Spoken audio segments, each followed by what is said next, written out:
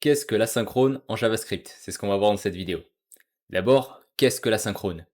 L'asynchrone, c'est quand on exécute des tâches sans bloquer le reste des exécutions du code. Par défaut, JavaScript est dit synchrone bloquant, c'est-à-dire qu'il va exécuter les instructions une par une dans l'ordre. Et donc pour passer à la suivante, il faut que la courante soit terminée.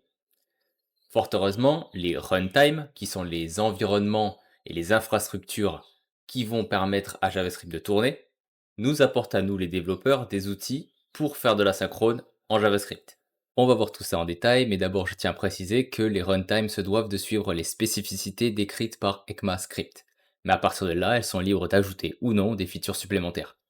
Par exemple, les runtime côté serveur vont avoir tendance à ajouter des interfaces pour pouvoir interagir avec les fichiers de la machine, tandis que sur les navigateurs, généralement, elles n'y sont pas pour des raisons de sécurité. Ok, donc on a ici le JavaScript runtime, avec les différents éléments liés à la synchrone. Le premier outil dont on peut parler, c'est le moteur JavaScript. Il va permettre d'interpréter le code, c'est-à-dire le transformer en langage machine, et ensuite de l'exécuter. Ici, le code traité suit les limitations du langage, à savoir synchrone et bloquant. Le moteur étant en lui-même une infrastructure, il est composé de plusieurs entités, dont une qui va nous intéresser ici, appelée la call stack. C'est elle en gros qui gère l'ordre d'exécution des fonctions. Ensuite, on a les Web APIs. Ce sont les mots-clés que l'on peut utiliser dans le code, mais qui ne sont pas compris dans le langage. Ça sert à faire des tâches qui ne sont pas gérées par JavaScript. J'ai listé quelques exemples, mais c'est fou de se dire que si demain un nouveau runtime sort et qui décide de renommer, je sais pas, setTimeout en delay function, bah techniquement c'est valide. Vient ensuite une structure qui peut avoir plusieurs noms comme la task queue, macro task queue ou callback queue. Tout ça c'est la même chose. C'est une file d'attente pour les callbacks des fonctions asynchrones, et comme toutes les files d'attente, elles fonctionnent en first in, first out, c'est-à-dire que la première call stack à entrer sera la première à partir. Ensuite, on a la microtask queue, qui est sensiblement la même chose que la task queue à quelques différences près, mais j'y reviendrai un peu plus tard. Et finalement, on a l'event loop. L'event loop, c'est la structure qui est responsable d'envoyer des callbacks des queues vers la call stack.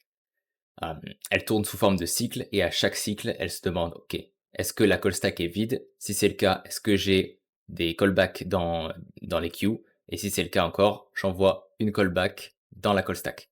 Je vous propose de voir avec moi quelques exemples pour clarifier le tout. Ici, nous avons deux fonctions, A et B. Chacune console-log son nom et la A exécute la B. Ici, tout est synchrone. Donc parmi la visualisation, on sait que seule la call stack sera sollicitée. Tout d'abord, une première entrée sera créée. C'est la fonction initiale. Elle est commune à tous les projets JS et créée automatiquement. C'est elle qui définit le scope global du projet, pardon. Ensuite, une seconde sera créée à l'appel de la fonction A, puis une troisième à l'appel de la fonction B. La stack suivant le format first in, last out, ça signifie que la dernière entrée à être créée sera la première à partir, comme on peut le voir à la fin de la fonction B, puis à la fin de la fonction A. L'output de ce code est donc BA. Pour les exemples suivants, je vais omettre la fonction initiale par simplicité, mais sachez qu'elle est toujours là. Voyons maintenant le cas d'un code asynchrone via cette timeout. La première entrée ici est la fonction A. Ensuite, le moteur JavaScript va appeler la fonction setTimeout définie par le Web API et lui charger le callback en question. Faut bien garder en mémoire que pour le moteur, setTimeout c'est comme une boîte noire, il ne sait pas ce qu'il y a dedans. Il lui charge juste le callback et il lui dit en gros bon courage. Une fois que c'est fait, il passe à la ligne suivante, je parle du moteur, il passe à la ligne suivante et comme il n'y a rien, c'est la fin de la fonction, elle sort de la call stack. C'est la fin pour le moment. De son côté, le runtime se chargera d'exécuter la logique derrière cette timeout, à savoir patienter 200 millisecondes, puis chargera la callback dans la task queue. Ensuite, l'event loop lors de son prochain cycle détectera la callback, puis la déplacera vers la call stack car elle est vide. À partir de là, la call stack est exécutée normalement. Ce fonctionnement implique que si notre code est trop long à se terminer, admettons qu'il prenne une minute, eh bien notre callback ne serait pas exécuté après 200 millisecondes ici, mais bien après une minute. Donc c'est quelque chose à prendre en compte.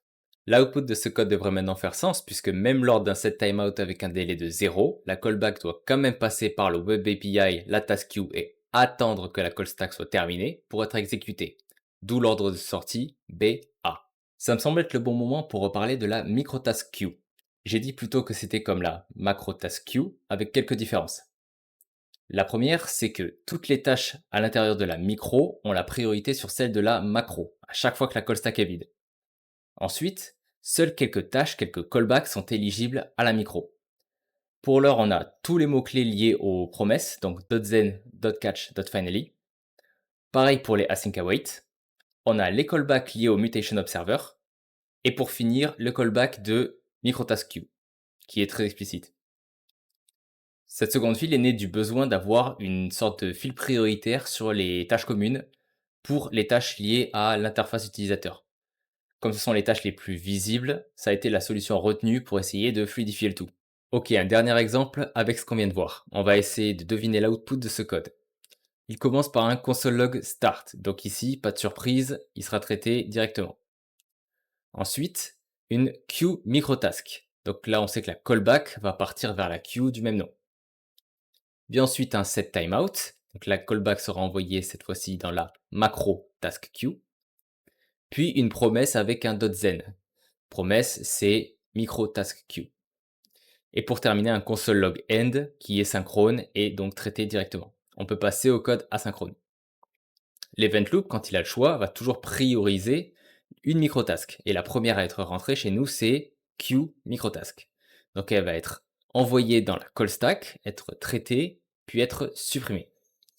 Encore une fois, même choix, ça va être la promesse qui va passer dans la call stack, être traitée et être supprimée. Et une fois terminé, ce sera le tour du set timeout depuis la macro task à être envoyé dans la call stack, être traité, puis supprimé.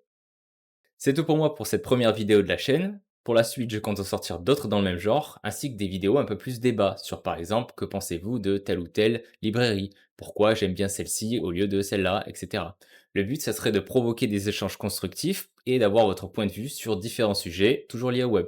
Bref, si ça vous tente, vous savez quoi faire, et sur ce, salut!